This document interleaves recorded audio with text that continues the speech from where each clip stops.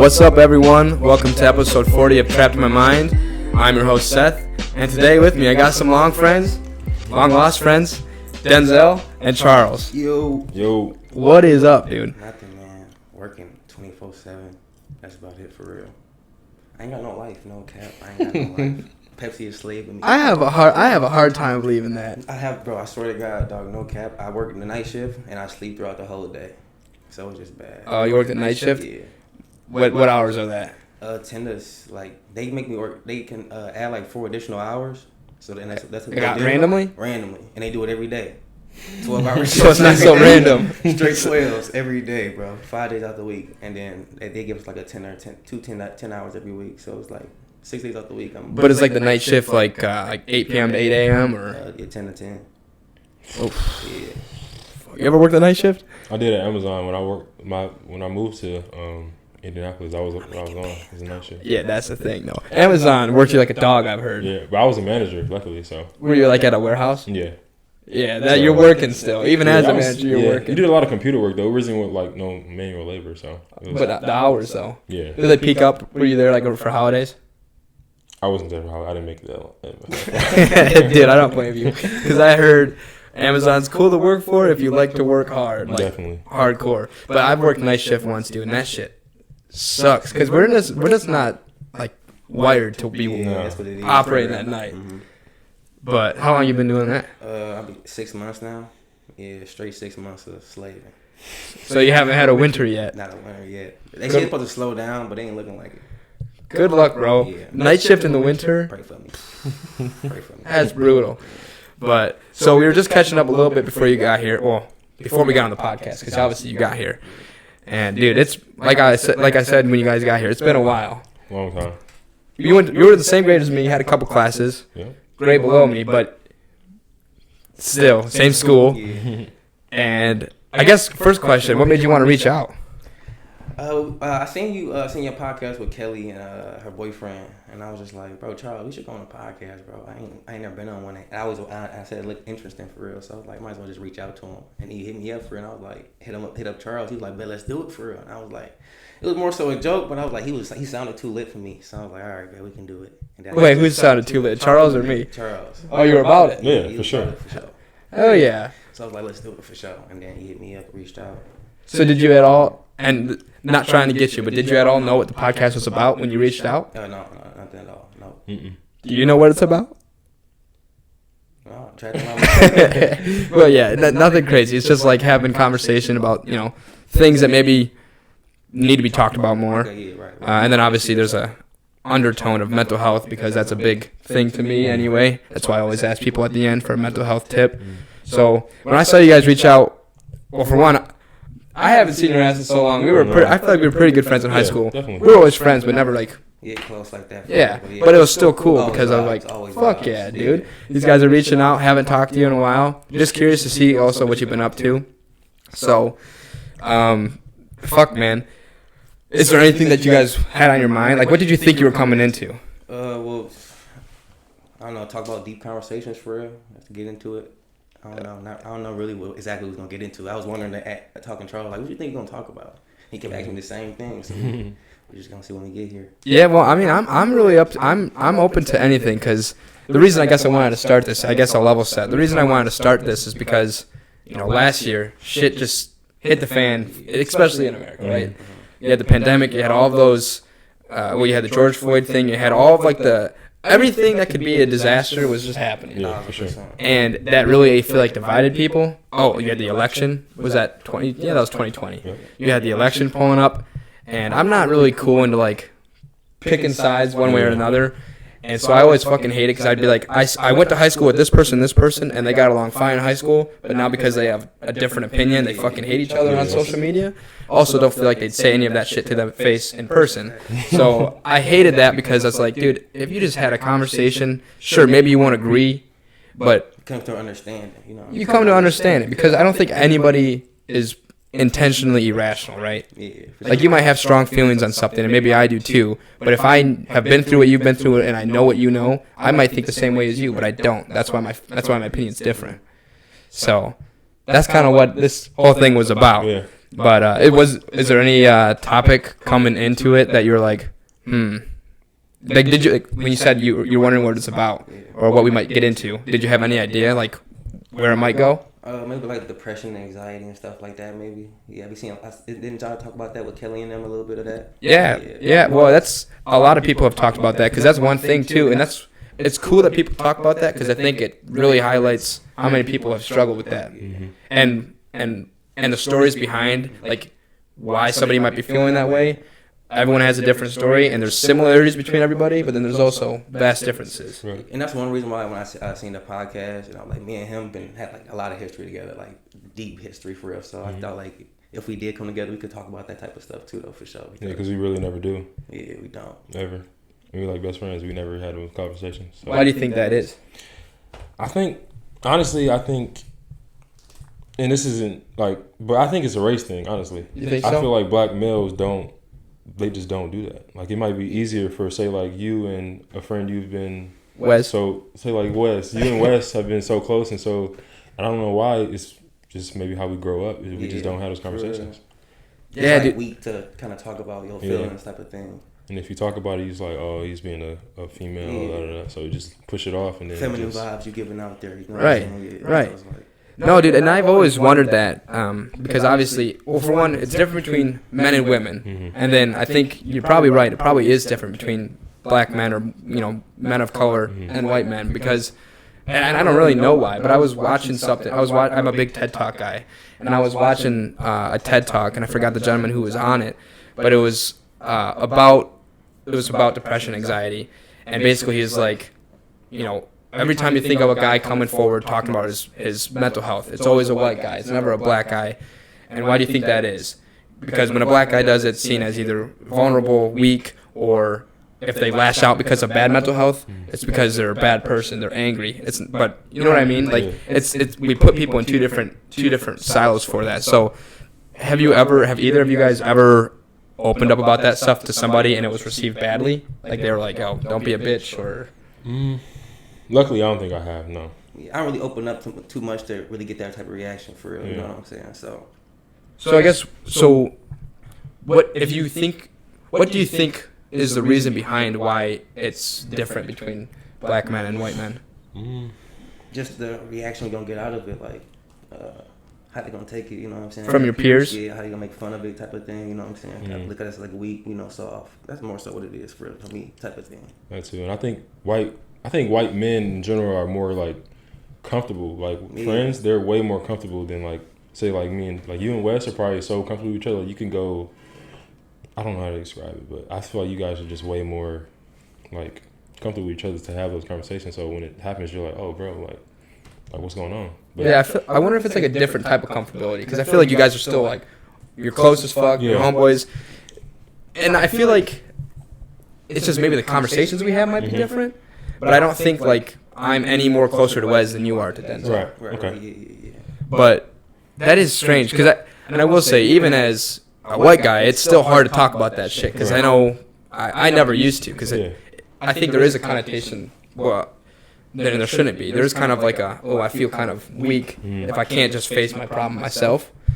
And I know for me personally, it was a lot of that until one day, it was either going to be suicide or it was going to be, all right, I got to just swallow my pride and talk to somebody. Yeah. And, I think it's also easier to talk to women about it. For sure. Because I think women kind of respect guys who can do that. But that's not always the answer you want because you don't want to be babied. And so when I, broke the news and said I had some shit wrong with me, I had to go to my brothers, my older brothers. So I was kind of expecting them to, hey, you're a bitch, whatever. Exactly. But, if someone really gives a shit about you, I think it's usually going to be well received, right? Yeah. Like, they don't want you hurting yourself. They don't want you feeling shitty. And most people can relate to that, right? For sure. It's wild, but, yeah, I guess, I don't know. I don't know what kind of questions I can ask here, because I'm not trying to, Talk to us, bro. get under anybody's skin. It's just bro, you good. I promise you. So if you know that you guys are cool, like the two of you, and I feel like you know that he's not judgmental of you no matter what you do, and vice versa. Why haven't you guys just had a conversation, or have you now? We have every now. Like I'll give him an example. Like back in high school, bro, we got into some trouble. Back in high school, we got into some type of little trouble, and we had to go through this little program. And we had met this lady that like kind of like our therapist. We talked to her. She used to come to Franklin a few times every now and a week to talk to us. Oh, nice. And Charles, like in high school, Charles was like my best friend. Like even when I first came to high school, like he was probably like the only guy I used to hang out with all the time. And so like I'm talking like hang out all the time, and it just like we talk about everything type of thing. And then one day the night came in, and he was like, she told me like, Charles, got to tell you something. And I was like, what? And he just kind of like, he was looking at me and he kind of broke down. He was telling me his feelings and like what he was going through. And it kind of like hurt me because I was like, this is my best friend, you know what I'm saying? Like, I never knew he felt that way type of thing, you know what I'm saying? And it was not like nothing towards me, it was just like his life, what he going through. And I'm like, I'm with him every day type of thing. And I was like, damn, I didn't know he was going through that type of thing. So it's like, we don't open up enough at all for real, you know what I'm saying? Because like, he was going through that for a long time, bro. And it's just like, damn, bro, I've been with you this whole time and you felt like you couldn't express yourself. So when you say you didn't know he was going through shit like that, did you not know the actual situation he was going through, or did you not know how it affected him, or both? Both. You know what I'm saying? He got a dog-ass poker face, like that ass. Like, I believe that. 100%, bro. He would act like he's not going through a thing, for real. Damn. And so that was in high school? Yeah, it's like your senior year, my junior year, or my sophomore year, your junior year. Your sophomore year, my junior year. Yeah. Yeah. That just made us even closer, though. You know what I'm saying? That's what. And I'm glad that was the case, because I think that's why difficult conversations are so hard to have, because it's like you don't know how somebody's going to receive it. Right. But I would argue 10 times out of 10 you come out better from it, because you're like, shit, that person trusts me to break down or to tell me what's going on, and now and I like that. Like, I love that person. Like, that's your boy, that's your friend, that's your whoever, that's your brother. It's almost kind of like and if you feel a different way, correct me, but to me it's kind of like a weight lifted off shoulders. Like when somebody just fucking knows, you're like, okay, I don't have to do this by myself. It's not just my secret anymore. So when he saw you, kind of like, or when he learned about what you were going through, like, how was that for you? I mean, it was hard because like he said, like I didn't want to express myself. Like I didn't want her to know. Like our therapist, like I didn't want to, but she forced it out of me, and she was like, well, does Denzel? And I'm like, no, I haven't told anyone. So. And then, like, seeing him, how he reacted, and then we kind of had a conversation after that. It felt great. Like, after I felt great after I told him. Oh, yeah. And so, I mean, if you want, we don't have to, but do you want to get into some of the shit that was, like, that you were going through? Back then. We don't have to. No, we can. So, back then, it was a tough, because my grandma, she died from me. What year was that? 2013, 2014. So it was like close around that same time. Junior year. Yeah, it was around that time. And I was just going through it back then because like I felt like I could have done like so much more. I felt like I was a bad grandson because like say my mom would tell me, because she was older, she was super old. Mm-hmm. So my mom would tell me like, we about to go to your grandma's. I'm like, oh, I don't want to go over there. We get over there, I'm sitting over there just like, I'm ready to go. And then just so randomly, one day, my grandma calls me, like her mom, she calls me and was like, you got to go to the hospital. I'm like, why? She's like, your grandma's in the hospital. I'm like, okay, let's go. And like an hour later, she was gone, just like that. Would you say that you were pretty close with your grandma? Oh, yeah, for sure. We were super close, but I just never, I felt like I didn't do enough. So it was just like when I was broken and I just never, like it happened, that was it. And I just never talked about it with anybody, like, ever. So you didn't give yourself a chance to actually feel all your emotions? No, like you just kind of put a blanket on it? Yeah, for sure. Even at the funeral, like, I didn't even shed a tear. I just kept going like nothing happened. And I just kept it in me for so long and never said anything to anyone. And it was like other stuff, like my dad was in prison at the time still. And I blamed so much stuff on him. So then that, and it just kept building up, and I just kept it to myself. Do you have brothers or any siblings? I have a sister. Older sister. Mm-hmm. So if your dad was in prison, did you kind of have to like feel that void of like the man of the house? Oh, for sure. But I had a stepdad, but he wasn't my dad, but he was always there for sure. He was basically like my dad, but he just wasn't my dad. So I just felt like, and I took some of that stuff out on him too. Like he would be trying to be hard on me, but I'm like, you know, my dad, you can't tell me what to do, stuff like that. Right. But I was a kid though, so. So when you were at the funeral, like, did you see other people crying? Like my mom, she was she was horrible. Right. And I don't know. What about other males? Males? Any other guys crying? Not really so much males. 'Cause really, that side of my family is really all females. Like my aunt has 12 kids and 9 of them are females, all girls, and 3 boys. Okay. So it's really all males throughout the whole place. Damn, dude. And so, well, I guess a question too, and I don't. Hopefully, this doesn't come off like However, but would you say that generally, in black families, you're pretty close with your grandparents, like always? I feel like I've heard that quite a bit. Yeah, for sure. Yeah. Sometimes more to your mom, bro. Sometimes more than your mom, for sure. Because they don't punish you as much, right? Yeah. You're getting into some That shit. too. They just, I don't know. It's different. Grandparents are different. Yeah, for like sure. my grandparents, if my grandfather was to pass right now, I think he got to take me with him. I have to go with him. Devastation. I wouldn't know what to do. And they're getting old, and that scares me the most. 100%, bro. Yeah, dude. I don't even like to think about when like parents die. Yeah. Mm-hmm. I've lost my grandparents, but I think it's different at a younger age because you haven't had as much time to get to know them. Mm-hmm. But even when my grandma, I lost 2011, Mm-hmm. and so, and she was my neighbor. She lived next to me or in my house my entire life, and that shit rocked me. I couldn't even. I didn't have a good poker face. I just fucking started crying. But I always hated that. I hated when people saw me cry, so I tried to just cry like, in my room if I could.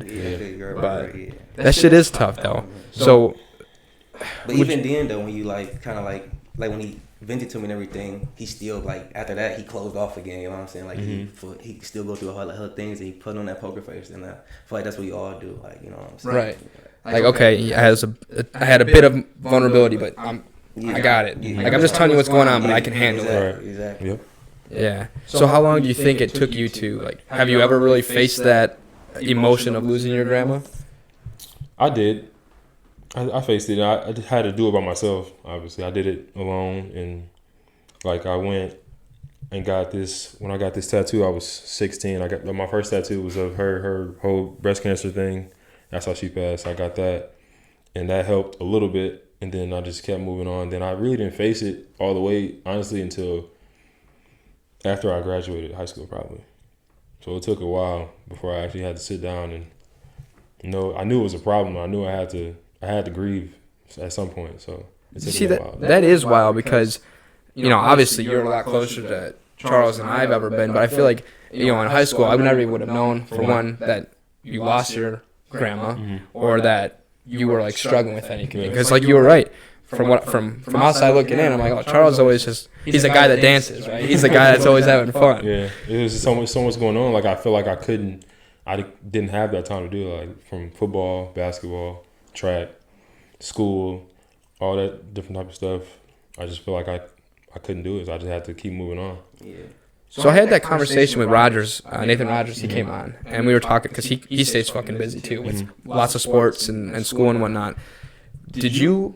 And this could be a question for both of you because I know you both played a couple sports. Did you occupy all your time because you just really love playing all these sports and you liked what came with it, or did you occupy your time so that way you didn't have so much alone time, or why did you do so many activities? More so because it's always been my family. There's always been a whole bunch of athletes in my family, so it just kind of grew into it, loving the sports. And then it's just more so you don't want to get in no trouble. You know what I'm saying? You want to get into nothing. You know what I'm saying? It's really bad to get into trouble, especially in Detroit, Michigan. You know what I'm saying?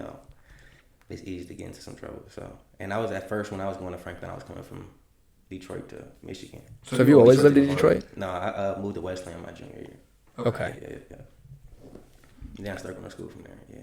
But then you're back in Detroit. Yeah. So, and you live with your, well, we don't have to get into that. Don't matter. Yeah, I live with my mom and grandma, yeah. Did they move to Westland? Yeah. So they just moved back? Well, no, I live with my mom in Westland. My grandma lived in Texas. My grandma just moved back. Oh, shit. Yeah. Is she from Texas? No, we from here, but she lived out there the last 10 years. I heard Texas. I heard parts of Texas are pretty cool. Maybe not all of Texas, but I heard Austin's pretty sweet. So I guess same question for you then. Why did you always stay so occupied? I feel I love the sports. I was passionate about football and basketball the most. Track was really just because coaches wanted me to do it. But football and basketball for me has always been that's since I was 3 or 4 years old. That's what I've been go so hard about. And I definitely feel like I didn't want as much alone time. Like I never wanted to be like if I go home, I wanted to go home, do homework, go to sleep, wake up, go to school. Like I never wanted to just be at home and just not doing anything. Like he said, staying out of trouble, that was the biggest thing. And I felt like sports, especially high school sports, it was so much fun, and you all that time. That was the perfect time just to do you. Right. So okay. So question going back to you, and you can also feel free to answer. But I know you said you lived in Detroit, and it's easy to get into some trouble. Did you ever have to interact with some, I guess we can call them troublemakers? Oh, yeah. That like, did you ever get like some pressure to like, hey, quit doing those sports, quit going to school, like? Not so necessarily none like that. Just people trying to, just get into altercations. Yeah, more so just get into fights and everything. But you would I definitely got into a lot of fights, but you would never think that type of thing. But yeah. Yeah, because you're always, I feel like you get along with everybody. Yeah, I do. Now that's the crazy thing. I get along with everybody, bro. Like in high school, or parents, teachers, everybody love me type of thing. But just when you go out to Detroit, bro, just like people just want to start mess. Just size you up and try you. You look at a like, what the fuck? You walk past person, you just like look at them and just keep walking. They just think you tried something. You can honk at somebody wrong and they try to shoot you, bro. Damn, dude.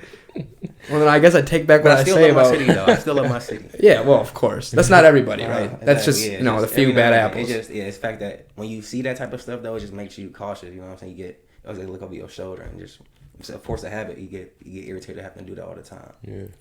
Yeah.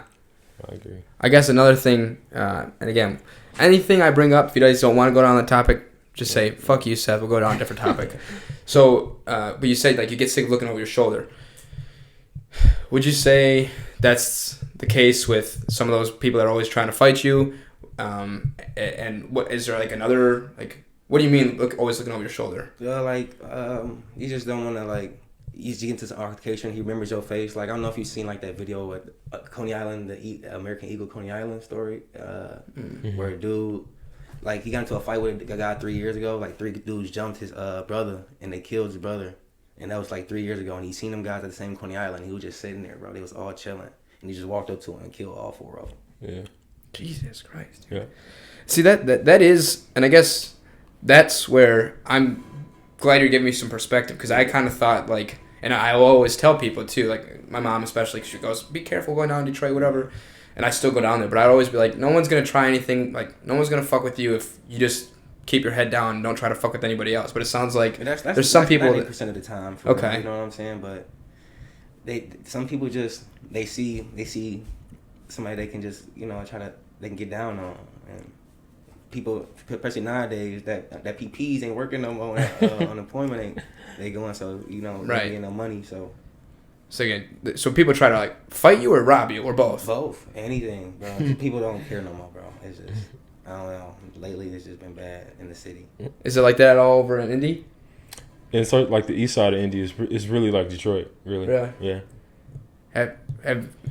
Would you say that you're kind of noticing the same thing though? Like there's some people that are always trying to looking for trouble and Indy is really not as bad. No, not at all, really. Like I go downtown and stuff all the time. I haven't had any problems or anything like that. Like it's way nicer than like what it is in downtown Detroit and all that stuff. I would say for sure. So, okay. Yeah.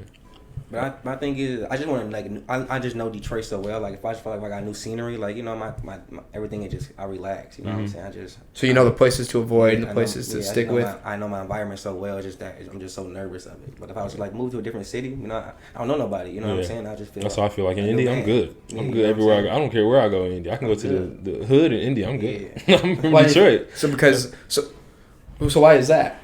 Just because we come from here, like what he said, like. Just to where we at, like new sceneries. Like I feel like we come from one of the worst places, honestly. Right. Like we've seen so much, going through so much. I feel like going to a new city where you don't know nobody knows your face. You're good everywhere we go. Exactly. Okay. Yeah. I mean, that is. I feel like I've never felt that, so it's. I wonder why that. I don't know if it's weird for sure, but it's definitely a thing. Like when I moved to Indy, I was good. Like I wasn't worried. I moved by myself. And, like, I live in the hood, like, in apartments. I have a nice apartment, but I live in the hood. But it's just, like, I'm never worried about anything. Because you were like, I've seen it all so used to this. You're so used to this. It's just, like, whatever. Damn. So did you, like, so when you were living in Detroit, did you, like, coming in to Livonia for school?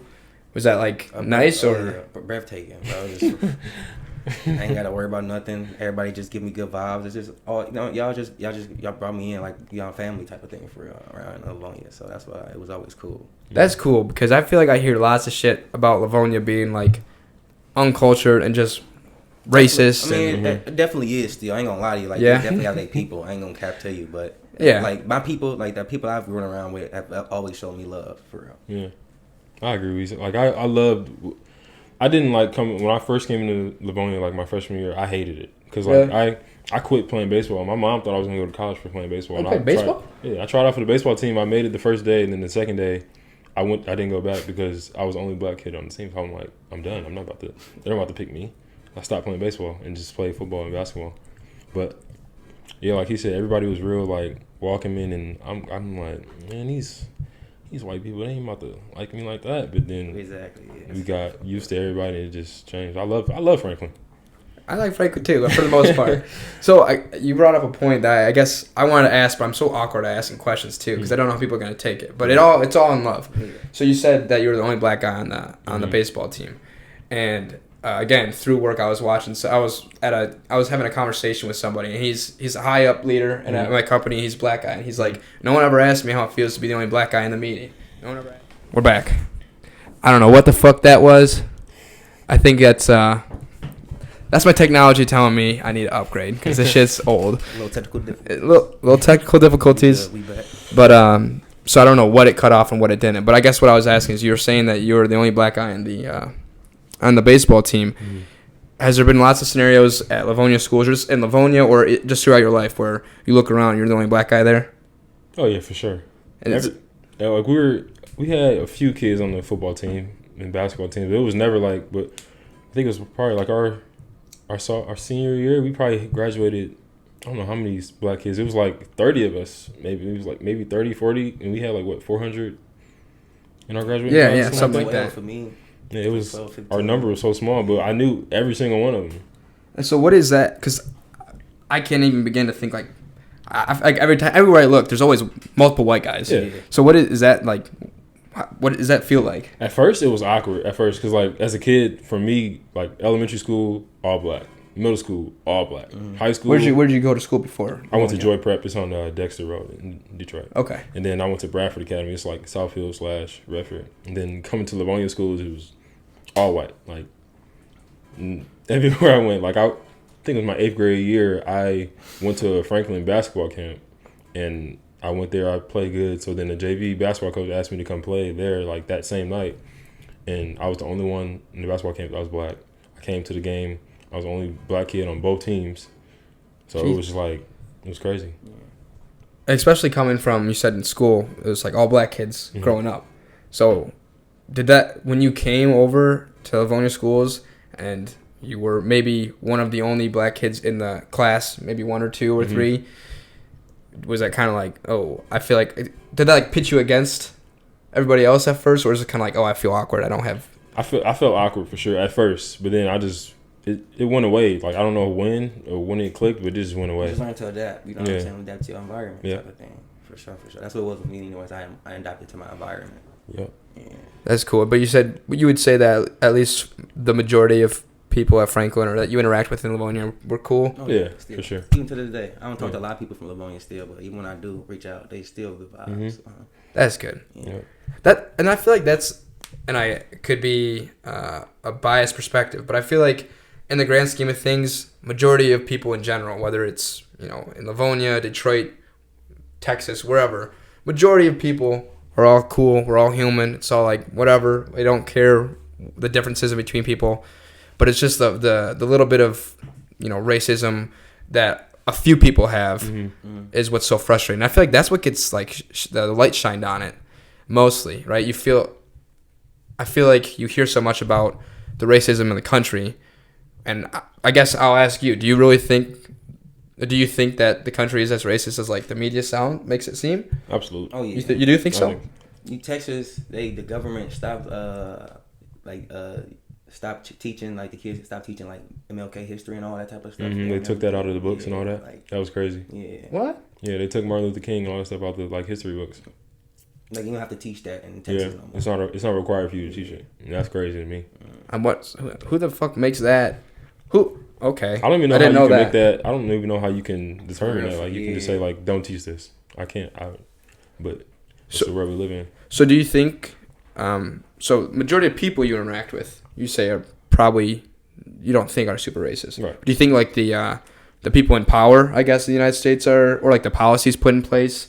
Like what part of America do you think is like shedding all this racism? I mean, racism it's everywhere. You really can't. Right. Yeah, it's not really you really like kind of say about like where it come from because it's like come from everywhere. Like and it's more so like the older generation. Like the newer generation nowadays is more so like they're more welcome into to like the culture. You know what I'm saying? But it's just more so like the older culture kind of trying to make the new culture like kind of like not mess with black people and just and colored people in general. So that's what I feel like it is anyway. It really just came out of nowhere too. Like it hit like a big jump just out of nowhere and it got worse. In the last year or so? The last year, and then honestly when Trump got elected, it was horrible. 2016? That'd be 2016. Yeah. And I don't mean like anybody who votes for Trump, that's fine. I don't really care about that. Doesn't mean that they're racist. Right. But it's just like when he got elected, it was just like they were so much more like comfortable with coming out as we don't like you, we don't want you to do it, and then it was just so much crazy stuff, and it just got bad. No, I can agree with that. Both points. I don't think if you voted for him, or even if you support him, still that necessarily means you're racist. Right. I do think though when he was put in office, because he's so polarizing, people who were racist or are racist were a lot more comfortable to voice that, For real. which is wild. That like. Okay, so I guess we can take a little bit of a tangent here into a different topic, still related. So, talking about like freedom of speech, right? You can say anything. I don't know the exact fucking amendment, but it's like you can say anything as long as it doesn't like go against somebody's pursuit of happiness, which means like you can basically say if you wanted to, I hate a certain group of people, right? What do you feel about that? You can't do that no more. You can't do that no more. You shouldn't be allowed, right? Yeah, you can't do that no more. Like, okay, you're expressing your opinion, but. That's no. I think you should be able to do it still, but I feel like you just can't, in this world now we live in, where you can't express your opinion without backlash or people hating you for how you feel about things. Not saying it's always a good thing how you feel, but it's just the fact that you can't even say how you feel without people feeling away. Yeah, I guess, but where's the line drawn, right? Because I feel that too, though. Yeah, it's got to be a line drawn, 100%. But who makes that line, right? Because it'd be awesome if you could say how you feel and not have to always fight about it. Yeah. But then when somebody says something like, I hate Asians or I hate black people, whatever it is, well, they're saying how they feel, but that's kind of like, seriously? Yeah, so then you're obviously going to want to be like, all right, well, I'm going to check your ass for that one. For sure, yeah. So where's the line drawn? And who decides that? I mean, the consequences is the line, I guess. Like, if you feel the way you feel, you expect consequences. Retaliation, I guess. For right. Real. You know what I'm saying? But it's just so weird that that's really a thing. Like, you can really hate, like, a certain group of people. Like, I don't know. For no reason. I don't know how that comes about. Like, for real, that's crazy. I hate... Conditioning. Like, I can never... Whoever. I hate white people. I can never... I don't understand how people... Like, it's a lot of people that really think like that. Right. Or not even so much... It doesn't always have to be that black and white. It could be like, oh, I'm not racist, but then things that people do is kind of like... You're kind of being racist, right? Yeah. Because you're drawing these assumptions, and maybe you treat people okay, but you support systems, or you just have like little things about you that maybe you don't realize are kind of racist in and of itself. Yeah. And that's and I agree with you. It is fucking wild because most of the people I surround myself with, my friends, my family, it's always kind of been like, you human, that is what it is. Yeah. Well, basically, it's like, however you treat me, that's how I'm going to treat you. That's how it should be, I think. Right. But it is crazy that some people have, a different opinion from that. And I think it comes from, being conditioned by whoever you were brought up from and the communities you lived in. Yeah. But how do you think that could ever be fixed? It's going to always be racism, I feel like. You can't never change that. But, I feel like, it's something I live with forever. I feel like, honestly, like, yeah, that's nothing that's never going to change, for real. Do you think there's any way it can be improved? I'm not sure, for real. I don't know, because I feel like a lot of people, like, a lot of different cultures don't get the same type of treatment. Like, the black culture, like, like we've been fighting for all type of rights for years, you know what I'm saying? And then like, I'm not saying they haven't, or like, you know, lesbians and like the gay community and everything, like they getting all these type of rights and they getting all this, like, you know, this like Pride Month so easy and everything, and it's just like we kind of had to fight for all this type of stuff. And not saying they didn't fight, I know they definitely fought and everything, but it's not like the type of fight we went through. Not like, I'm not saying not 100% the same, but you know, we're different. There are differences, you know what I'm saying? And just like we had to fight for so many years, and it's just like we obviously haven't gotten the same type of treatment, you know what I'm saying, throughout these years for us to have you know, these type of rights, you know. What I'm trying to say. Yeah, I feel you. Yeah. That is weird too. Like, what different? I don't want to call it movements because it should just be rights for everybody. But like, what different movements or fights for rights that people get behind? Like, why did you choose to back this one so much and not this one? Right. If you want rights for, if you're saying that you want rights for your group because not everybody has rights, shouldn't you also be saying the same thing for the other groups that don't have rights? Was Joe Biden? He passed that was the Asian hate crime bill. And that came out like it was so fast, but black people don't have. There's no hate crime bill for black people. Yeah, we've been going through the same stuff for hundreds of years. But Asians, obviously no offense. Like, of course, everybody should have a hate crime bill. We love everybody. Right? I love everybody. We're all love on this podcast, make that clear. Right? But like black people, especially like through the years that like he's seen how much stuff like black people have gone through with like even the police situations, all that different type of stuff. Why couldn't it be a black hate crime bill or something like that? It's just, I don't know. It's just different. It is that one. So the Asian one, you know, I hope this doesn't sound like I'm like uneducated on it because I really just don't pay attention too much to the news in general now because it just, I can't take all of the hate on it. But I felt like I didn't even know there was a racism problem against Asians until there's already a bill just like that. I'm like, literally, I saw like one video about some like an Asian hate crime, and then next thing I know, it was a hate crime bill. I didn't even know there was like racism against Asians. I thought the only thing against Asians was everyone thought they were good at math, and that you know, that's a stereotype, right? I'm not like I'm just poking fun. I love everyone. Hopefully that one doesn't get me canceled. I feel like that's a good stereotype, right? I wish I was good at math. Now I feel like I'm just taking myself fucking further down this hole, dude. But for real, it was weird. Like, I didn't know there was any hate against Asians, and then next you know, there's an Asian hate crime bill being signed. I'm like, I must have been missing something. Yeah. So when you see something like that happening, understanding that like you support it for them, right? How does that make you feel? Like, well, what about us? I'm like, well, that's what I feel like. Damn, like, what about us? You know what I'm saying? That's what not saying like I support it 100%, but it's like always like, what about us? Like, how come it's just so simple for them, but not for us? It's just always a battle. Right. Yeah, it was just like, fuck it. But damn, that's all right. That's fucked up. Whatever though. Moving on. Can't do anything about it. So he's just like, damn, that's crazy. It's moving on. So is that kind of like a big thing in the black community? Is like if there's an issue and it's just like, what the fuck? It's like, well, I can't just sulk on this. I just got to move forward. I think so, for sure. Whole bunch of weight on your shoulders if for a black man. I think even for a black community in general, like, I don't know how closely you guys watched or paid attention to the Olympics, because to be honest, I didn't really watch it too much or pay attention much. But are you familiar with Simone Biles? Yeah. That was crazy. So you know, like, so she, you know, agreed to come to this Olympics, and if I butcher the story, I understand it's because I didn't really pay too much attention, right. But I remember seeing this headline and I read that article. I'm like, what the fuck? So she came to the Olympics, right? The best gymnast there is. Yeah. But she sat out the first couple competitions and she cited mental health issues, and people were fucking attacking her. Actually, that was crazy. That made me mad. Like, I was furious because like she just said how she felt, and everybody was like, "Oh, she's being soft. Oh, she thinks she can do what she wants." I don't know. I'm like, mental health is so much bigger than anything we have going on. Like, even the Olympics, like that's the biggest thing throughout the world. But mental health is way more important, and people weren't trying to understand that. And I didn't know that either. I didn't know mental health was a real, truly thing until I really started going through it myself. Yeah. Yeah, and mental health is actually like definitely that's real issues you go through, 100%. Yeah, dude. So I'm gonna take it back to you in just a moment, but just to wrap up that part about the Simone thing, dude. That was like, I thought we were probably at a point in the country where anybody could, you know, express mental health concerns, and it was kind of accepted.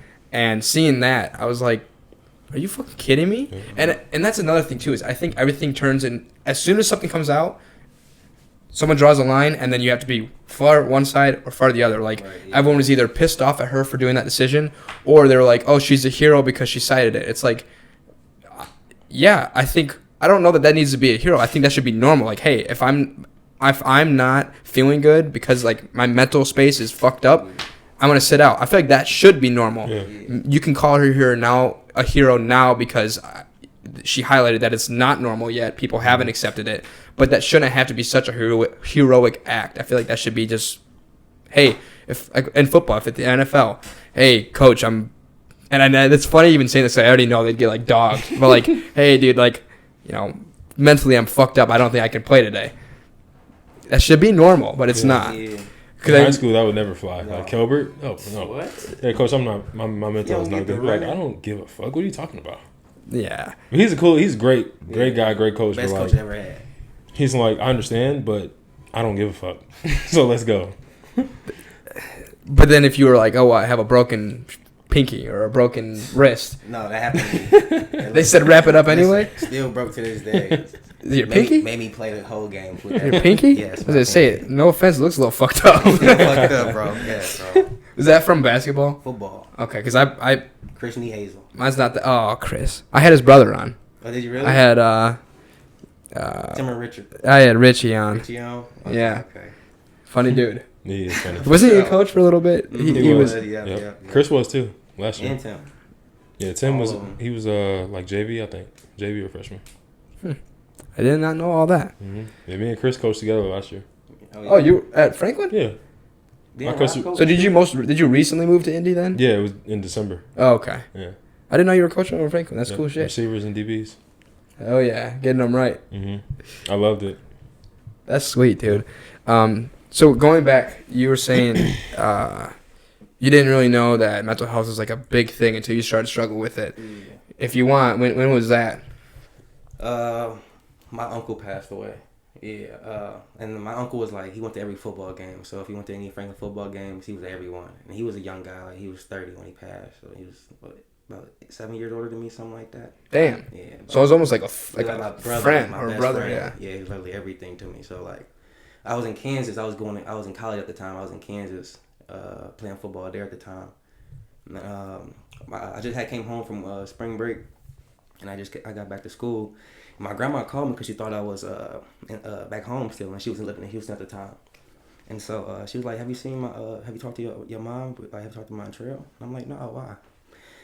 And she called me and goes, "He got shot." And I'm like, "What?" And like, I was going to a party with a whole bunch of my football teammates, and like, I just like dropped my phone and like just broke down. And so I kind of like grabbed it after a while, and like hung up and called my mom, and she's answering me like, "I'm on the way to the hospital now." And I'm like, "All right, call me back when you get something." And then like 20 minutes go by, and I'm just going back and forth, pacing, like trying to hear something, like just waiting on something. So I call her back. She goes, "He's gone." And I was just like, "No," like. And I had just texted him that day, like I sent him videos of me, like on 7-on-7, like just putting in work, like I'm about to get the first spot on the team type of thing. And so yeah, he passed away, and then like I had came home for the funeral. And all my boys came to the funeral and everything. Calvin knew Charles, and so like that kind of like fucked me up because like my mom went to a bad place. That's her little brother. So like Yeah.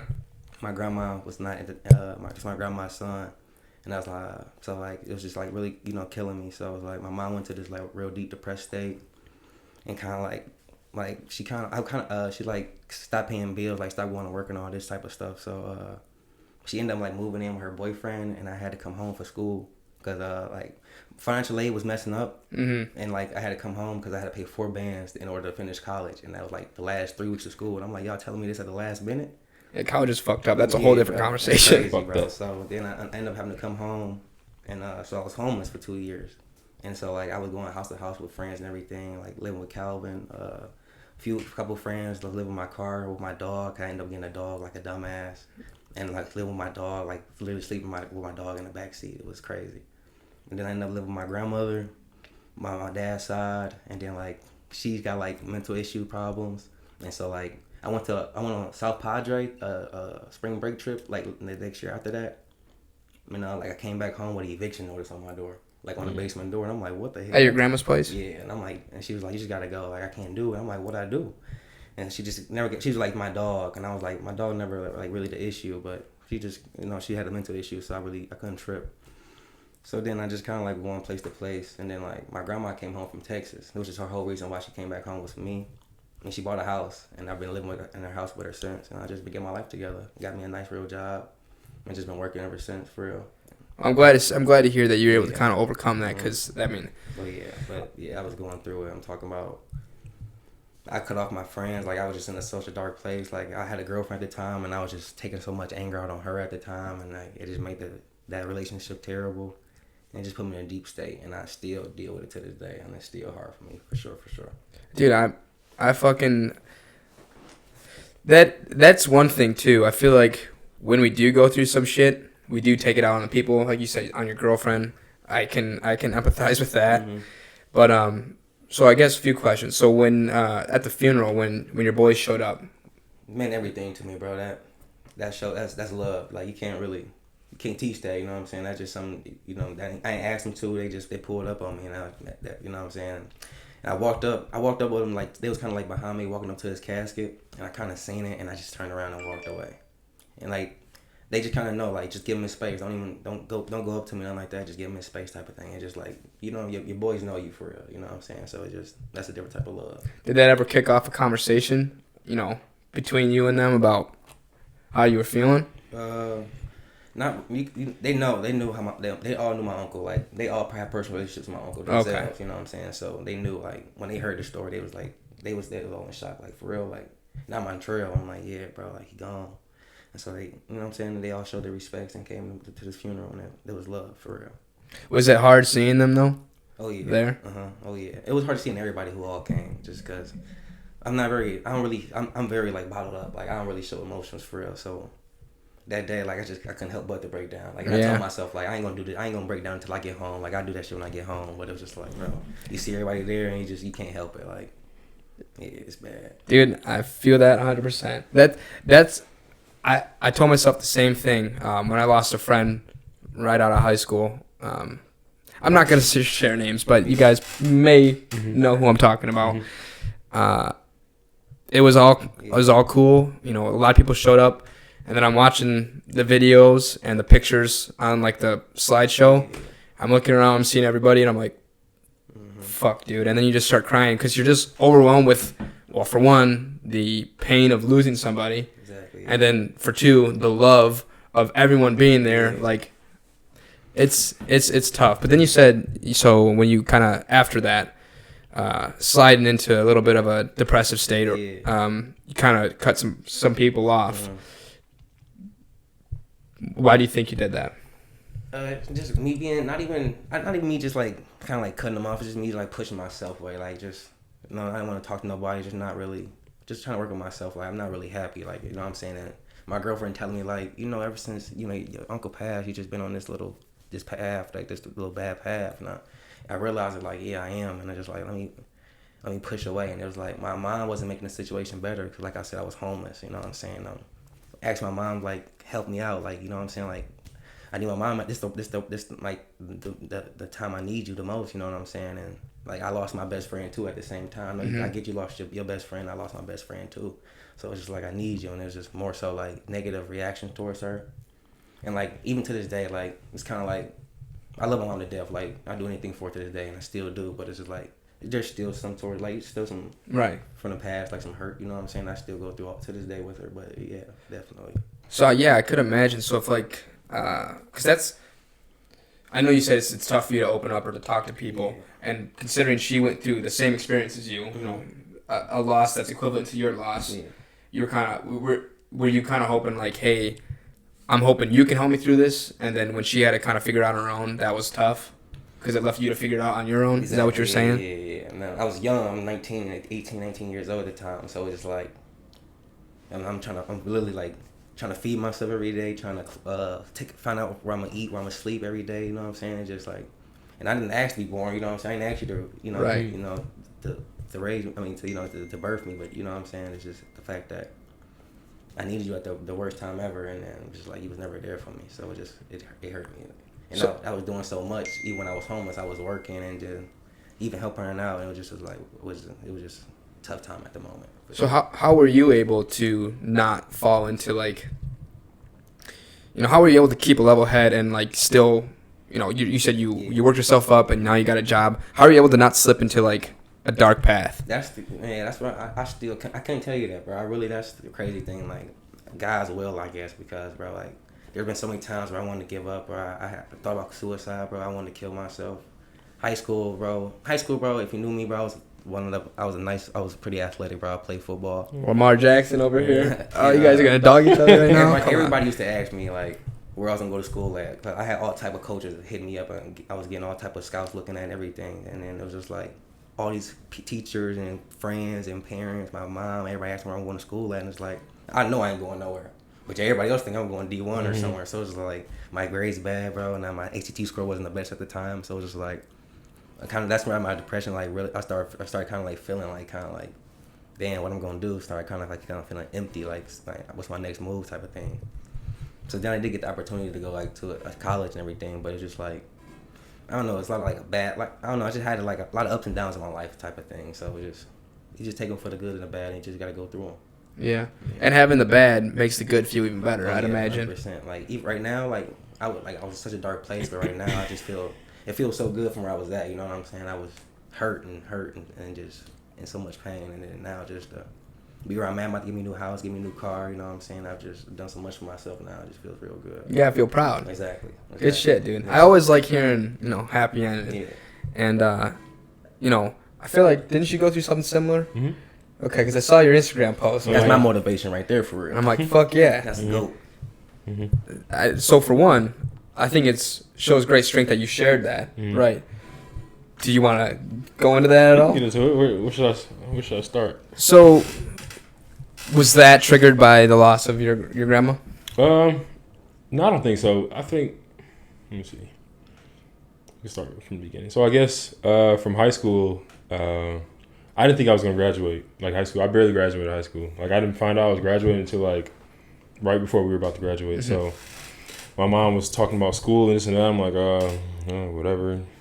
So then I graduated, and then I didn't know where I was going to go to college. I didn't know if I wanted to go to college or not. So then I did. I ended up going to junior college to get my grades up in Ohio, like in the middle of nowhere, junior college in Ohio. Got there, got a 3.7, because it was like fucking elementary school, luckily.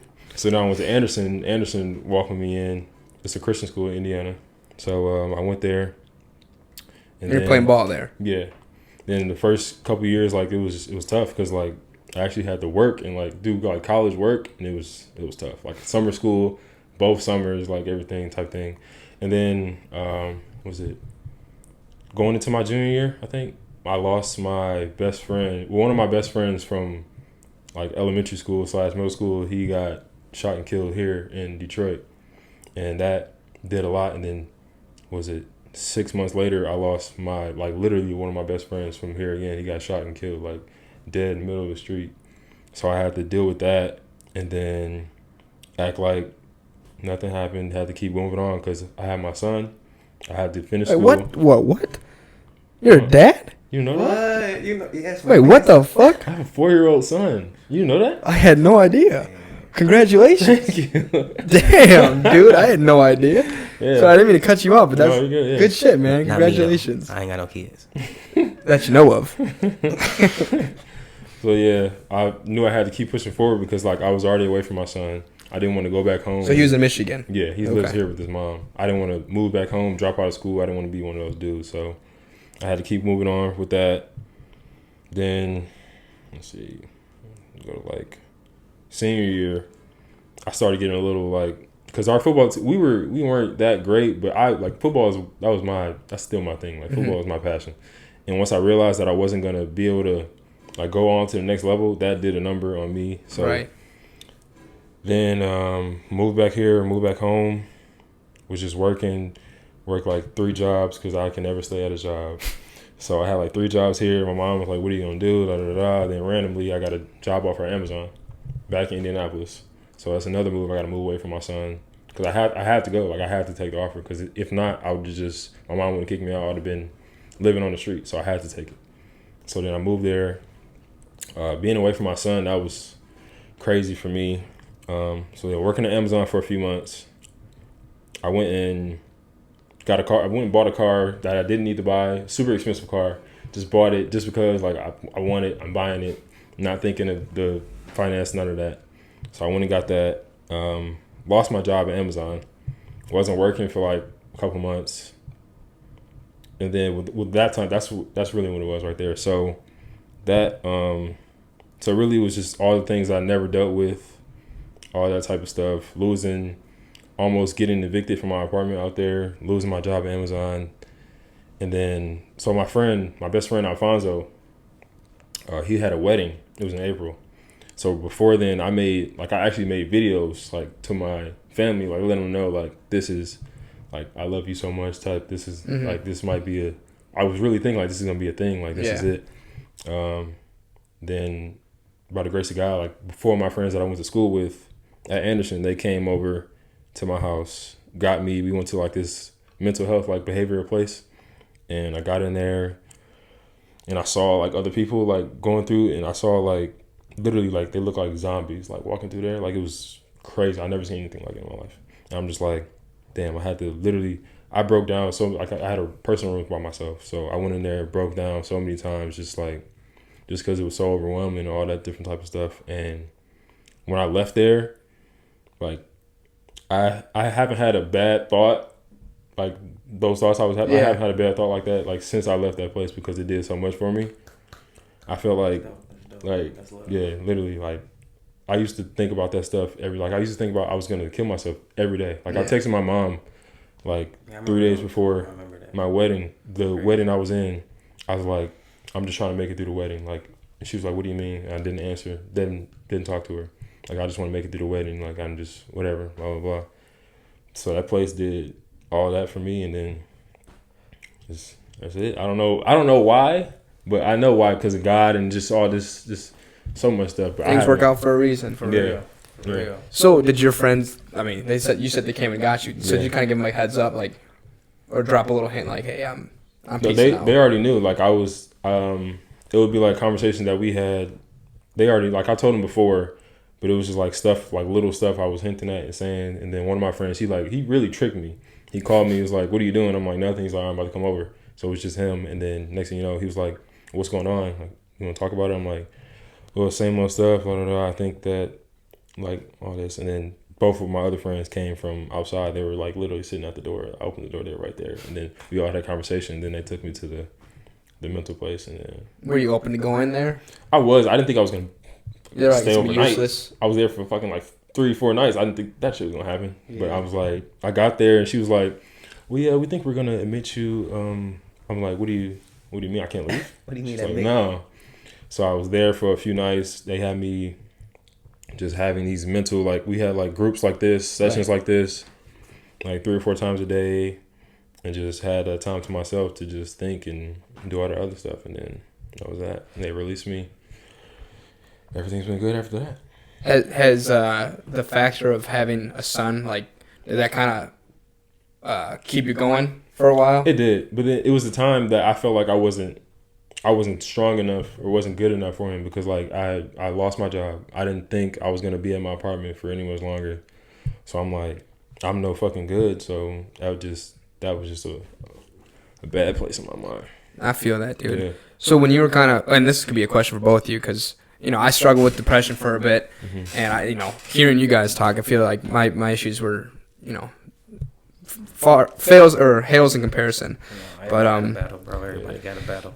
But like when you were in that state, did things kind of stop just becoming enjoyable? Like your friends were like, "Hey, let's hang out." You're just like, whatever. Like everything was kind of whatever. I never left the house. Like I went to work, came back. Went to work, came back. Didn't go to work. I made so many excuses to leave work, and I forgot to throw that in there. I attempted to do that stuff like when I was at Amazon, because I didn't want to be left at a point, because I live by myself, so I didn't want to be in my apartment alone, and then I'd be there. And say if I actually did die, right. I didn't want to be there by myself for however long for somebody to. Oh, I wonder what Charles did. He hasn't answered me in like a week. You want somebody to walk in on that you care about. And I'd be gone for weeks. Right. So I wanted to be around in an area where if something did happen to me, there's people around where they can take me and my family will, like, they'll know, like, soon. Yeah, sooner than later. Damn. That was a bit. I tried. I honestly sat. I think it was like a week straight. I sat in like an office that we had, and I tried over and over again. It just never worked. Do you think? Well, again, round of applause again. Well, not round of applause. This isn't a show, but I agree. Like, I always love hearing that shit works out. Mm-hmm. Do you think that the shit that you've gone through will help you? Like, are you gonna? Do you think that'll help you with how you raise your son? Yeah, for sure. Because like I never had like these talks like this. I never like got that really. Like my stepdad and my dad, like, they check up on me, make sure, are you good? But we never really like, are you really good? Like, we never had those conversations. I don't think so, for sure. Especially going through from everything that I had to go through to still be here. I'm definitely gonna have those conversations. Like, yeah, dude, that's good. Age, yeah. That's good, and maybe that's your purpose for why you ultimately didn't do it. Yeah. Because I think everyone has a bigger purpose. Mm-hmm. Fuck, you were saying a couple things, and I didn't want to stop you. Shit. Oh man, dude. Oh, so for one, it's already shows strength to like persevere through that. Mm-hmm. But then you decided to share it, Mm-hmm. which I think also shows strength, because I think it also helps people who maybe gone through something similar or in a dark place themselves at that time, and then they see it and they can recognize it, and they're like, all right, shit, maybe it's not just me, I'll keep going, he did it. So what made you like feel comfortable enough to do that? I don't know. It was really like a random day, and I felt great. Like, I was feeling good, and I'm like, I need to express this, because maybe it's people out there that don't want to do this, like, don't want to talk about it, like, don't want to tell their friends like how they feel.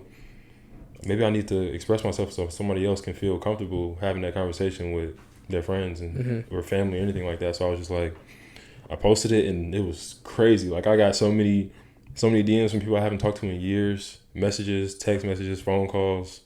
It's like 100 comments under the post, like, saying like how they were so proud of me doing that. So it was good. great. Yeah. And so does that reinforce the fact that you're like, all right, people want to talk about this, I will talk about it now. It's not so taboo. I can Definitely. speak openly on it. What does that help you too, seeing something like that and knowing that it was well received on his end? I mean, I'm not that type of person where I just really can't like bring myself out to opening up to like that. But definitely, it's 100% amazing that you can do that. Cause I just really can't do that. I'm just not. Yeah, it really changed. It's Like he said, like, back in the day, I would never think to do something like that. But it just, I don't know, something. I hit a point where it was just like a whole different me, and I just felt comfortable doing it. And I'll have a conversation about it with a stranger if I need to now. But I would never in a million years think that like 4 years ago, 5 years ago. Yeah. So even I read the post and I seen this post and I was like, I mean, I felt, and I was proud because I was like, I know he's been going through a lot, you know what I'm saying? And I know he's been going through, like, you know, feeling the way he has. So it's like me more so, I was just like, round of applause, like, for even being able to do that for yourself. So did you know that, like, to the extent of what he was going through before you saw the post, or was the post kind of like, oh, shit, I didn't even know? I didn't know he was going through that extent still. I knew it, but, like, because me and Charles, like, haven't talked for, like, a year, like, maybe into, like, six months ago, for real, because, like I said, I was going through it, and I kind of, like, pushed on my friends, picking fights just to pick fights and all that type of thing, so we just became like more close again. So it was more so like I kind of knew he was going through, but I didn't know he was still going through that type of thing, you know. So when I did, I was like, glad you finally, you know what I'm saying, opening up about that type of thing, because he's been going through for so long. It's been like, you know what I'm saying, years for real. So I was definitely proud of it. Yeah. Good moment. That dude, when I saw that too, because, you know, I still follow you, and I'm like, I interact with your shit and whatnot, and I saw that come through. I'm like, well, for one, a little bit of like, oh man, what the hell was he going through? But overwhelmed, just like, fuck yeah, dude. Someone else made it through, doing good, and it's always good to see, you know, even if it's a stranger, just figuring their shit out and, you know, and doing well. That was the whole big thing, figuring everything out. That's been the best thing for me. So like, sorry, go ahead. I was just saying, like, work and everything, it all worked out. So did you like that? You know, people were DMing you and commenting. Yeah, it was crazy. Felt good. Yeah, I felt great. Hell yeah, dude. It's one of those conversations or, you know, actions. It's difficult to do, but once you do it, you see how people respond. Exactly. More often than not, you'll get a good response, and you'll get a response that shocks you. Because what were you expecting when you put that out? I didn't have any expectation. I don't know. I didn't expect everything that I got, for sure. Like, I didn't think it was gonna be so many people, like hundreds of people, literally. I didn't think it was gonna be that. I think people were just gonna like it move on, just like it and move on. It was crazy. Dude, that is cool. So why do you think? So you seem very supportive of shit like that. You're all about love. You support the idea of people being able to be open about it. How come you think you aren't the type of person that could be open about it and vocal about it? I don't know, just my kind of more so just how I was kind of like I was really raised by myself. My mom worked all day long and like slept throughout the day. So it was like me, I was kind of like just more so I really raised myself type of thing. So I just never opened up to nobody, you know what I'm saying? So I'm kind of at a point where it's just like kind of tough to me to talk about my feelings for real. And when I do, it's kind of like I don't know how to talk about them, and I kind of like shut down type of thing. So yeah, he'll change though. He'll change. Charles, like I'm working on you. He will. Because once I feel like once you realize, that's what it was from another part for me. Once you realize how good like life is, actually, like I didn't know.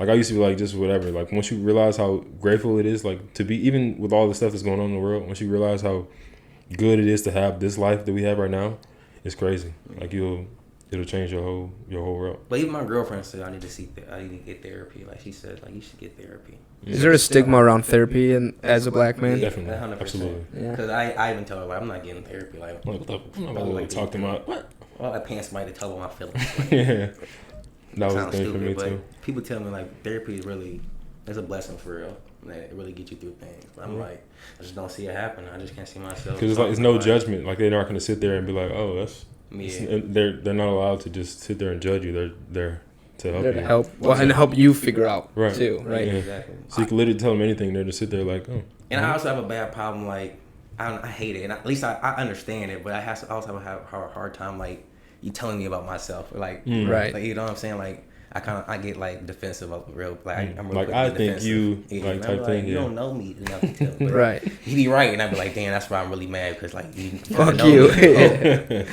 No, dude, I feel that because I've never gone to therapy either, but I fully support it because I think it works.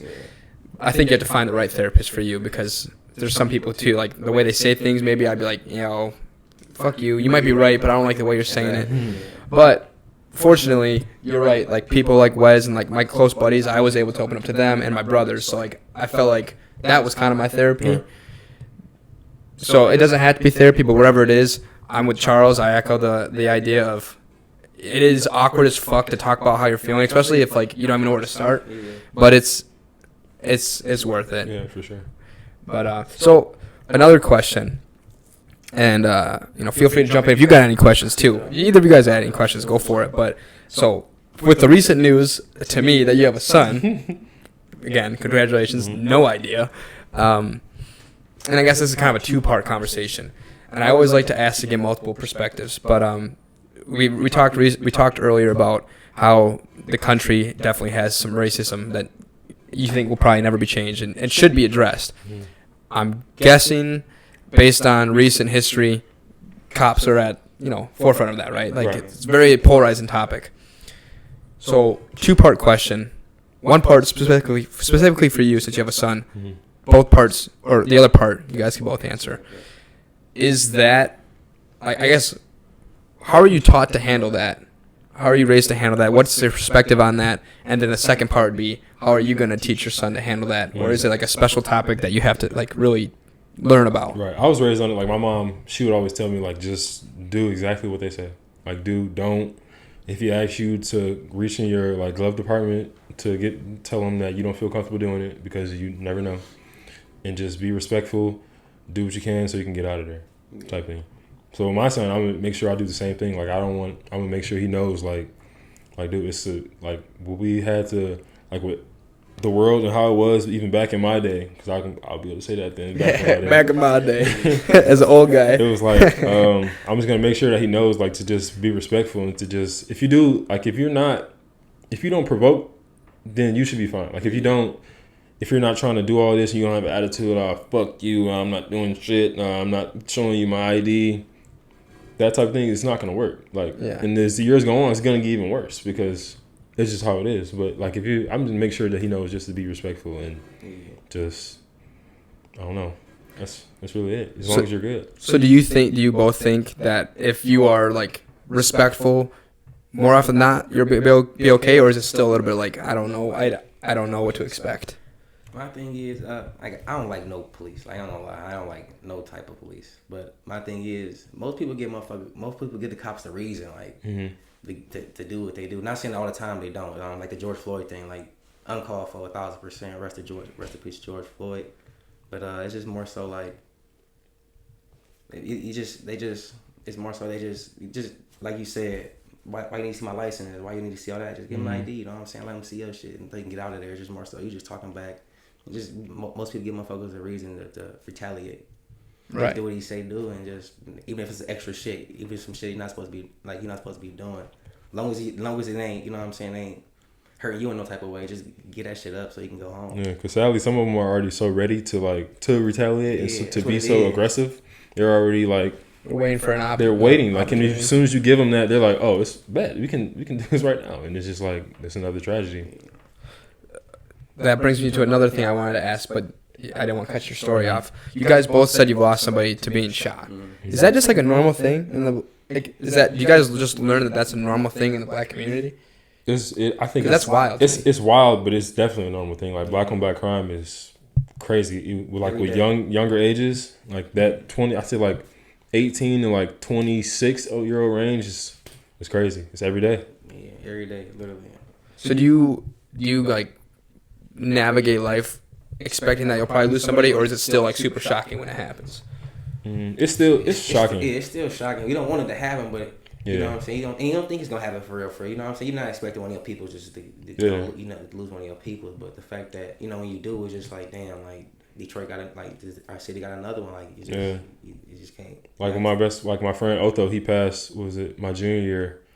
So it was like the day before my game, like the night before is when I found out. So it was just like. Damn, like it was just out of nowhere. Like I just looked at my phone, then I got a phone call right after that, and it was just like, damn. Yeah, ain't nothing I go on my Instagram and I just see one of my friends, like post one of their friends dying like literally every day. So one of their friends or family members dying every day to gun violence or some type of robbery or something. So it's just like you see that way too much. That is insane because I feel like everyone's lost friends, but it's usually through like a sickness or maybe they took their own life. Right. But I couldn't even imagine like getting the phone call that one of my friends was shot and killed. That happened to you twice, right? Yeah. So do you think? Well, I guess question on that. When you get that call and you learn that when your friend was shot, do you get more sad? Do you get more like you want like who did this? Like what do you like? What is the emotions behind that? I was sad. Like I was definitely sad, and I just feel like I couldn't do anything about it, and I had to play in a college football game the next afternoon. So I just had to tuck it in, put it on the chin, and just move on like nothing happened. Like I probably played that game, probably the hardest I've ever played in my life because it was just so much. I probably had tears running down my face the whole game. It's just like you can't do anything about it, and it's just like. Whatever. That's fucking insane. What about for you? Repeat the question. Hold on. Let me get the question back. I'm pulling it back in. Oh, like when.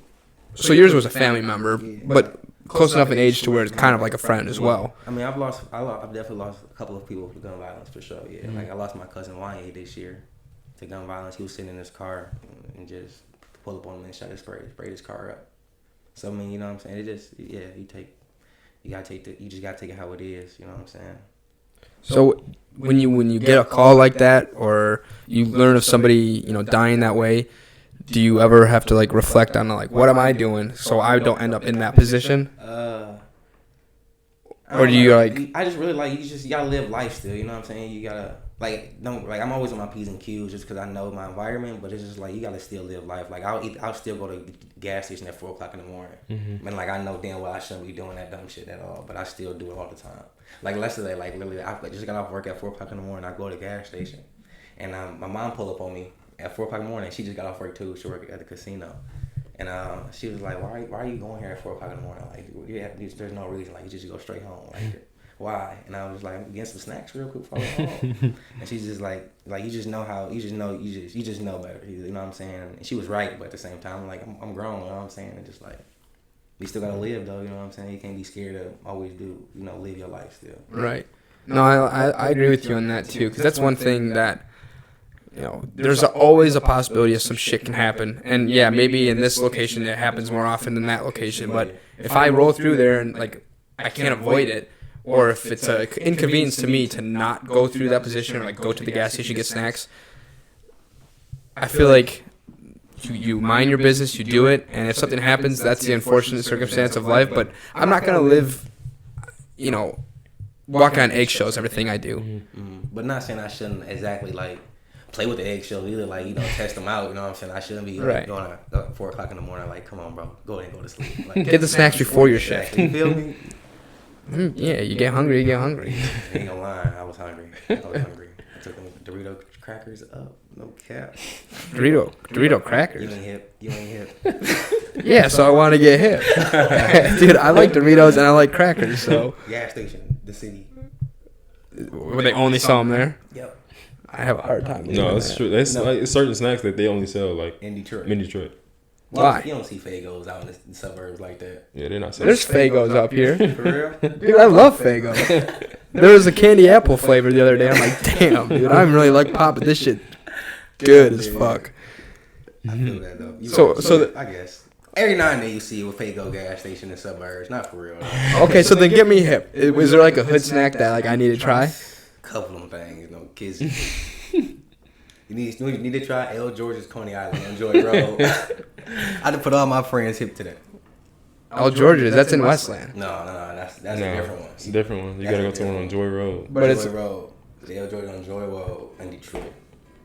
Not in Livonia, Westland area. Nah. Is it not the same menu? It's not hitting the same. It's not nowhere near. It might be the same menu, but it's not this food quality. They don't cook it as well. What? Food hits different any time of the day. You're gonna be on the toilet right after. I don't know if I want that. Dude, I'm telling you, it's worth it. It's worth it. Okay. We've been talking for an hour and 20 minutes. That's crazy. It goes by quick, right? No cap. I mean, we can cap it here. No, we good. I'm smooth. Let's say, is there anything else you guys want to get into? Let's talk about the vaccine. Let's talk about that. What about it? Did you get it? I don't have it. I got it. You did? Yeah, I had no choice. Both shots? My grandma made me. Both shots? Yeah, and after I got the test, no. Which one? I seen this, bro, I don't even know. Pfizer or Moderna or Johnson and Johnson? What? You don't know. Bro, I forgot, bro. Chill. Oh, you got the card? He stays strapped with the card. That's a good idea because places are gonna start checking for Johnson him. Johnson. Hey, what is it, bro? I don't even know for real. Pfizer. Okay. That's the one I got. I also was kind of like.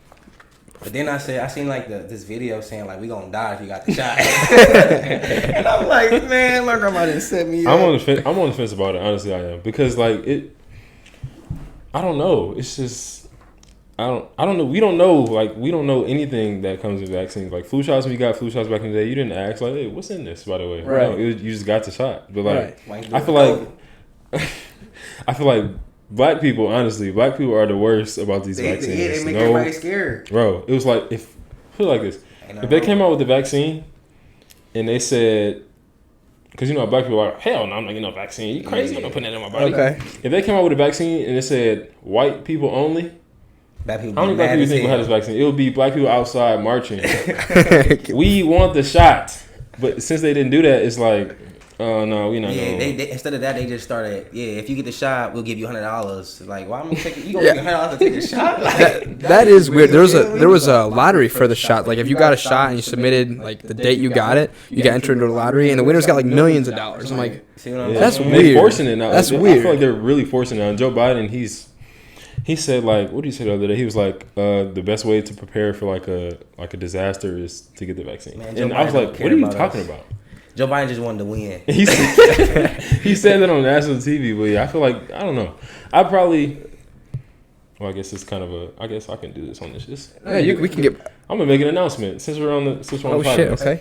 So, when I go, he's got another kid. no, Please, I do. No.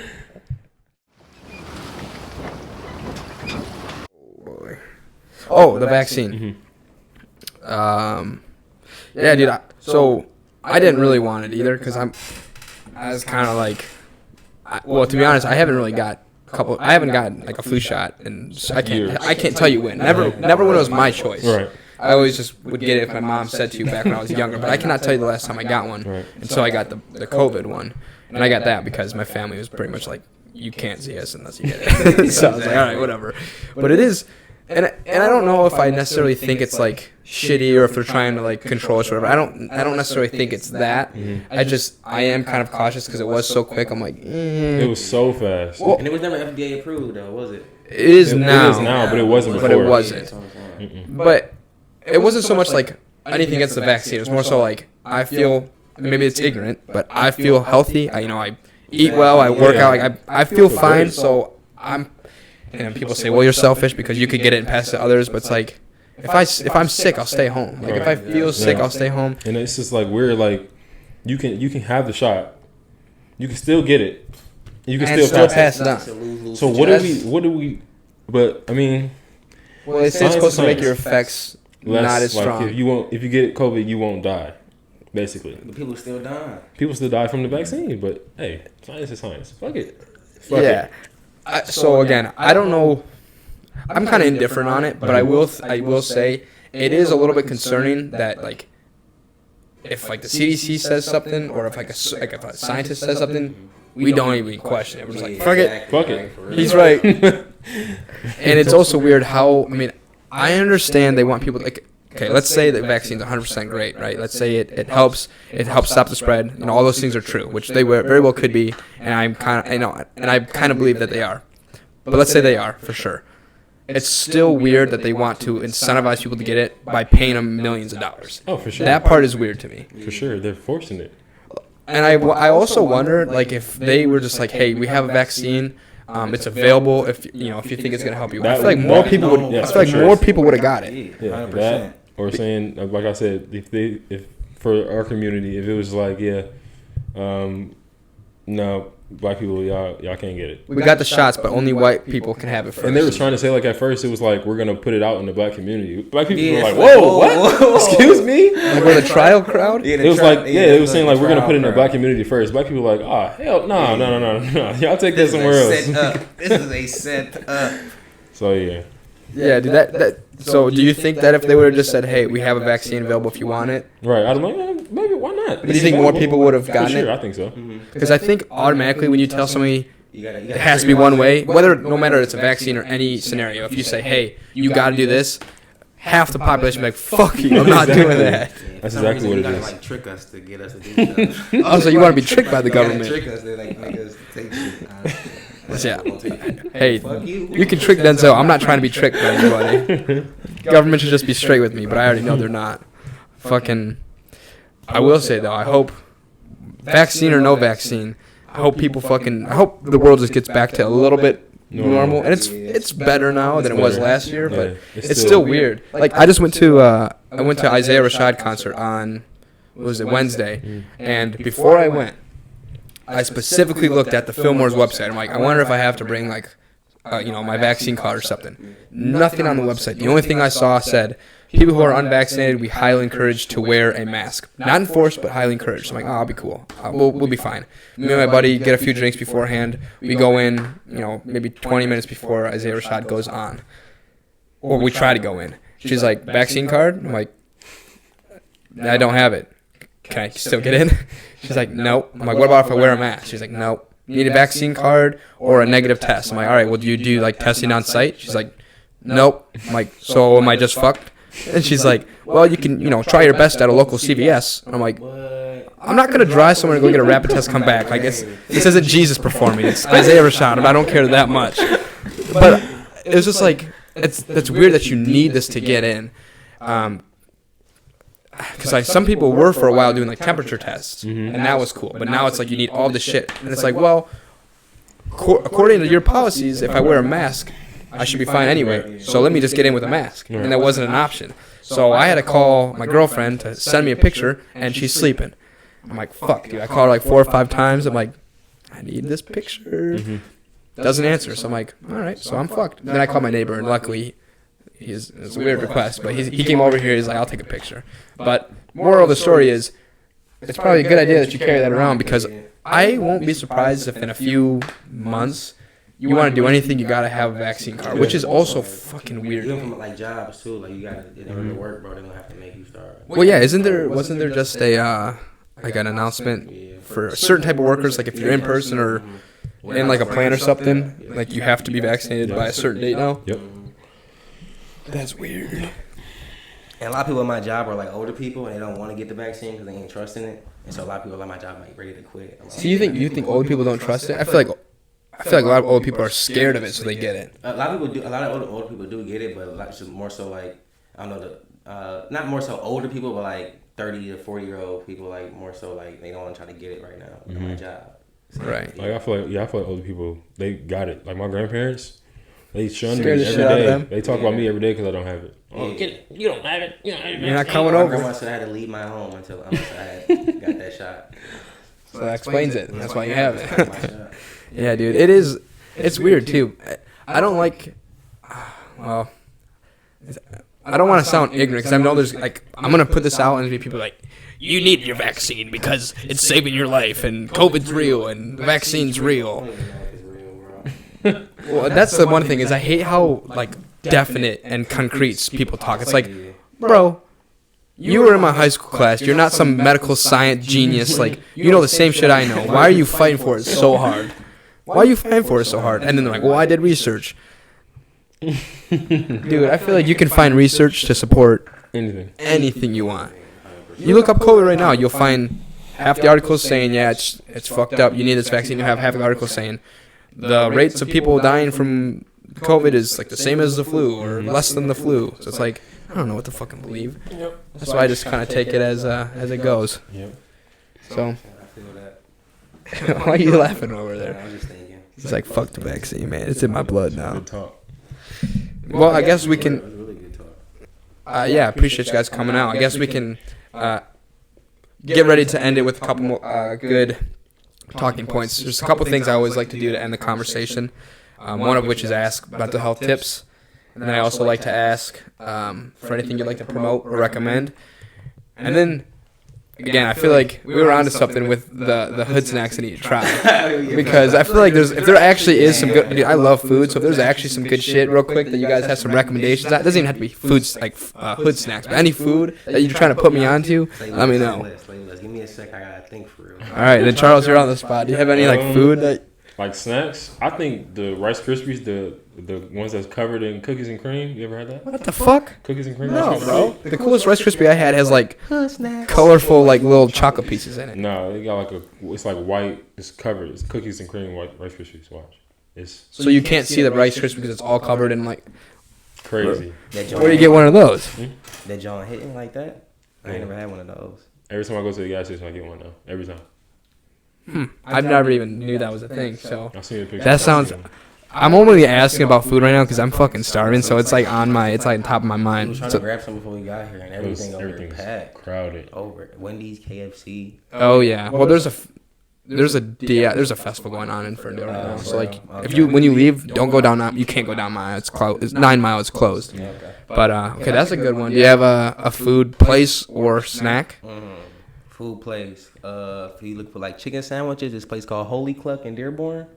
Holy Cluck. Holy Cluck. I like their name. Fire, bro. Is it like- nuggets, got this sauce with it? It's crazy. Is it better than like Popeyes or? 100%. I low-key think Popeyes and Chick-fil-A are overrated.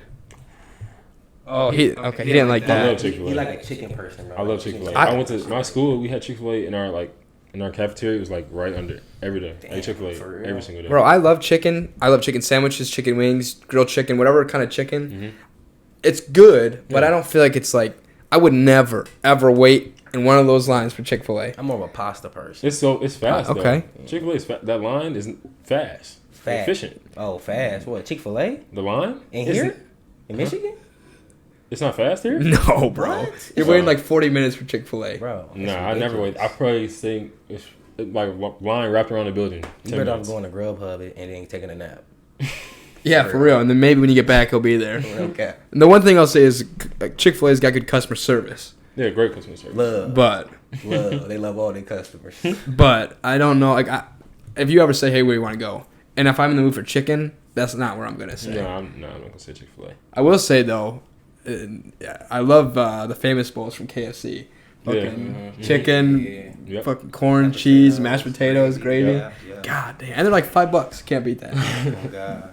So what the cluck or Holy cluck. it's whatever. Well, okay. Well, then if you guys are gonna promote two different things, I'm gonna say, I'm sure What you got? Sweetwater. Sweetwater Tavern. Sweetwater Tavern. Yeah. Oh yeah, that's fine. Absolutely. But it's closed right now because they had a fire. For real? Yeah. Downtown?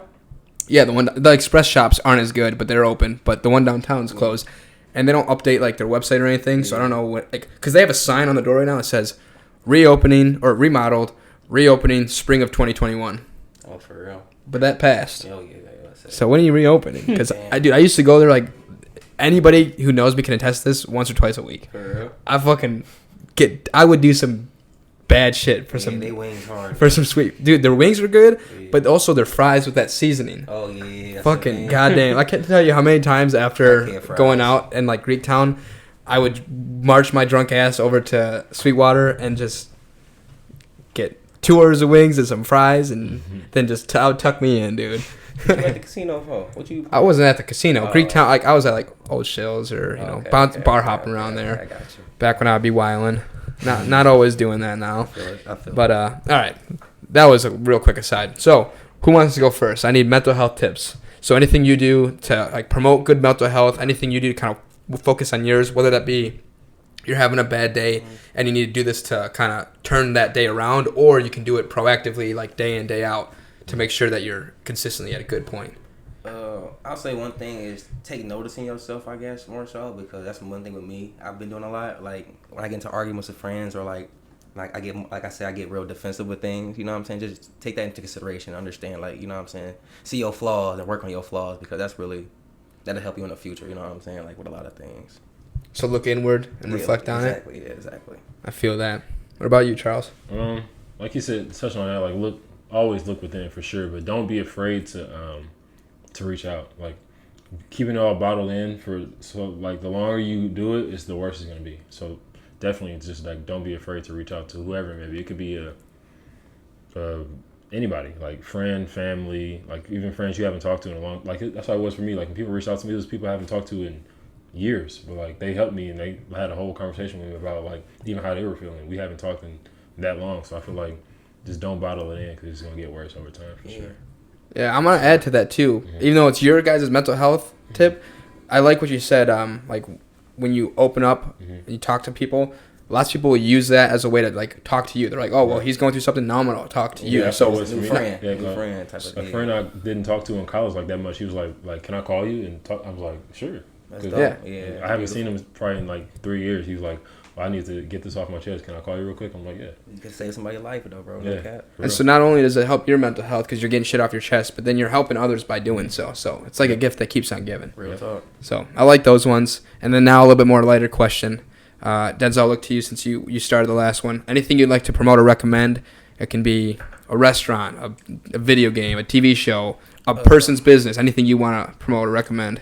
Hey, shout out to my man BNC Kicks. He got all the shoes, man. Go tap in with bro. Yeah, you guys need to fucking put those shoes up there because you guys both got straight heat on right now.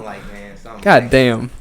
You got a big ass foot, dude. I hope that's not offensive. No. I wish I had bigger shoes. Okay, so what is it again? BNC Kicks. Like literally, that's how you spell it. BNC and KICKS. BNC Kicks. Is that a business or a person? It's a business. It's a shoe business, but it's my coworker from Pepsi. He got all the sneakers on Instagram. Oh, so that's his Instagram handle? Yeah. Okay, so if you need anything, like if I'm trying to get any type of shoes, like I just got these off of him right here. I just got on right now. So yeah, my boy got everything you need, bro. BNC Kicks. Tap in with bro. Damn. Okay, that's a good plug because I know there's a couple sneakerheads who watch. All right, Charles. I don't have no businesses to promote really like that, but it can be like advice, anything that you just want to. I promote life. Just be happy. Amen. Real talk. Life is great. Just promoting life. Good like vibes. That. We're here for a short time. Might as well make the most of that shit. Yep. For real talk. Stay high off life always. Hell yeah. Whatever it gets it done. Not weed. Just me? Not weed. Okay. I apologize. You might cut this off. No. Hey, I mean, if that's what you want. But fuck, I wish I would have brought this up because, I mean, we're still going, but now the endings can be like a little unorthodox. But way back in the beginning of the conversation, you both were saying, well, I realize I'm talking really close to it. You were both saying that it's tough for black men to talk about mental health. Are either of you guys fans of Kid Cudi? I'm a fan of Kid Cudi. I've heard that one inspirational song he made, but is that Kid Cudi I'm talking about? The white rapper? No, that's Logic. Never mind. Whoa. Kid Cudi, no, I know Kid Cudi is. Maybe I need to cut this. I know who Kid Cudi is, bro. Wow. He loves Kid Cudi, bro. Oh, you a Kid Cudi fan like that? That's him right there. Yeah, but I know I want no smoke, bro. So the reason I even brought that up is because I liked Kid Cudi originally, like back in the day, because for one, I liked his music. For two, like when I was going through shit, he was always talking about like mental health and his issues. And I was like, oh, this guy's making it cool. Like mental health's cool. But then the more I kind of started learning about different cultures, it's especially big because he's a black and Mexican man. So in the black community, as a man, and in hip hop, he's coming out talking about mental health. I think that's fucking cool. So I just didn't know if I love Kid Cudi. I think the first song that actually made me like super emotional was a Kid Cudi song back in the day. It's probably a soundtrack to my life. Yes, absolutely. Cause it's, yeah, dude. Because that song it doesn't sound sad, but when you listen to the lyrics, you're like, holy shit, dude. Crazy. For sure. Yep. Okay, well, I just had to bring that up because you said that earlier, and I was like, oh, I'm gonna ask about Kid Cudi. But then I was like, nah, I talk about him too much. I'm gonna put it away. But then I was like, I can't help it. I gotta bring it back up. But anyway, guys, it was awesome that you guys came out. Great conversation. Yes, sir. Thank you, man. Like I said, if you guys want to come back on any 25th episode, bring Calvin. Bring you, fat boy. Hey, do you think he's got good food recommendations? Oh yeah. It's okay, I didn't. I'm just poking fun. But anyway, thanks for reaching out. If you're hearing this and you'd like to be a guest on this podcast, hit me up, TIMM Podcast. I'm not even going to give the fucking email. No one emails me. Until next week, guys. Yes, sir. Tap in, man. There you go.